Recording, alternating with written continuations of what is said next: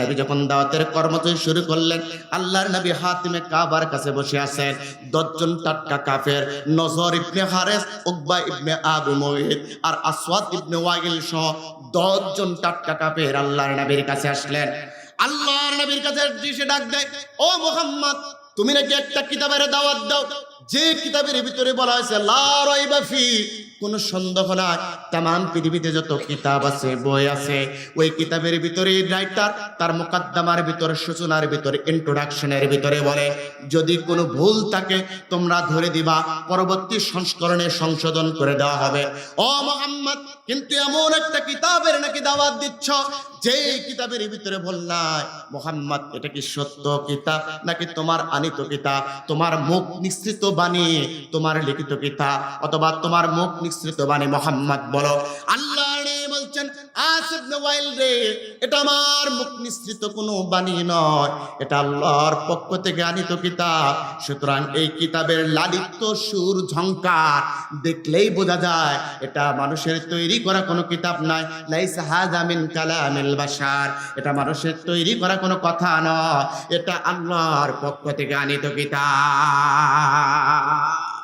আল্লাহর নবীকে আসিফ নওয়াইল যখন প্রশ্ন করেছে, ও মুহাম্মদ তাহলে বলো একটু কিতাব, ও মুহাম্মদ বলো তুমি যে আল্লাহর পক্ষ থেকে যে কিতাব নিয়ে এসেছো, ওই কিতাবের বর্ণনা তোমার কাছে জানতে চাই, তৎক্ষণাৎ তোমার উপরে ওহী নাজিল করে দেখাও।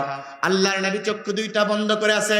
তাফসীরে কাবিরের ভিতরে ইমাম আবু আব্দুল্লাহ মুহাম্মদ ইবনে উমর ফখরুদ্দিন রাজি, ফখরুদ্দিন আর রাজি তাফসীরে কাবিরের ভিতরে বর্ণনা করেন, আল্লাহ রাব্বুল আলামিন আল্লাহর নবী কেমন একটা পাওয়ার দিয়েছে। নবী যখন বিপদে পড়ে চক্ষু দুইটা বন্ধ করতেন, ওই চক্ষু দুইটার কানেক্টেড আল্লাহর আরশে আজিমের গোড়ায় হয়ে যেত। আল্লাহর নবী চক্ষু দুইটা বন্ধ করেছে। 10 জন যুবকের ভিতরে আসিফ নওয়াইল যখন আল্লাহর নবীকে প্রশ্নটা করেছে, এই মুহূর্তে ওহী নাজিল করে জানায় দাও। আল্লাহর নবী চক্ষু দুইটা বন্ধ করে আছে, বিশ্ব নবী চক্ষু দুইটা বন্ধ করে আছে। আল্লাহর নবী কোনো প্রশ্নের উত্তর দিতে পারে না, কেন মুহাম্মদ কোনো কথা বলে না যতক্ষণ পর্যন্ত আমার আল্লাহ ওহীর মাধ্যমে না জানায় দেয়। আল্লাহর নবী চক্ষু দুইটা বন্ধ করে আছে। বিশ্ব নবী যখনই চক্ষু দুইটা বন্ধ করে আছে, আল্লাহর নবীর চক্ষু বন্ধ দেখে আসিফ নওয়াইল ডাক দেয়, ও মুহাম্মদ, এতক্ষণ পর্যন্ত নিজেকে সত্য নবী বলে দাবি করেছো, আজক্ষণ পর্যন্ত এত কথা বলতেছি, তারপরও কি তোমার উপরে ওহী নাজিল হয় না? না না মুহাম্মদ, তুমি যদি সত্য নবী হতে তৎক্ষণাৎ তোমার উপরে ওহী নাজিল হতো, আমাদের প্রশ্নের উত্তরগুলো তুমি দিয়ে দিতে।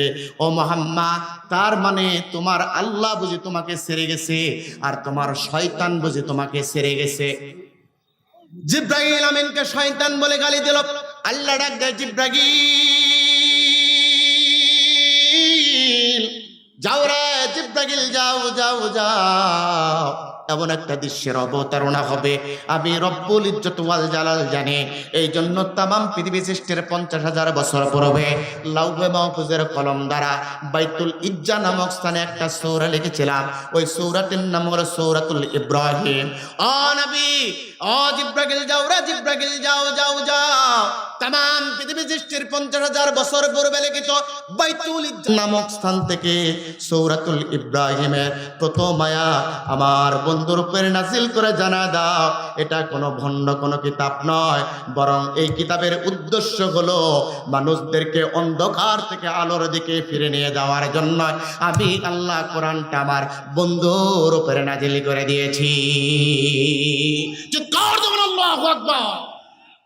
সম্মানিত ভাইরা, আল্লাহর নবী চক্ষু দুইটা বন্ধ করে আছে, কিতাবের ভিতরে এসেছে আল্লাহর নবী যখন চক্ষু দুইটা বন্ধ করে আছে, জিবরাইল ডাক দেয়, ইয়া রাসূলুল্লাহ, ইয়া হাবিবাল্লাহ, আপনি চক্ষু খুলুন, দাত্তহীন কণ্ঠে আপনি ঘোষণা করে দেন। ওরা প্রশ্ন করেছে, আপনার উপরে এটা সঠিক কিতাব কিনা, এই কিতাব দিয়ে আপনি কি করবেন? ওদের প্রশ্নের উত্তর দেওয়ার জন্য আমার রব্বুল ইজ্জত ওয়াল জালাল তামাম পৃথিবী সৃষ্টির 50,000 বছর পূর্বে লাউহে মাহফুজের কলম দ্বারা একটা সূরা লিখেছিলেন। সূরাটির নাম হলো সূরাতুল ইব্রাহিম।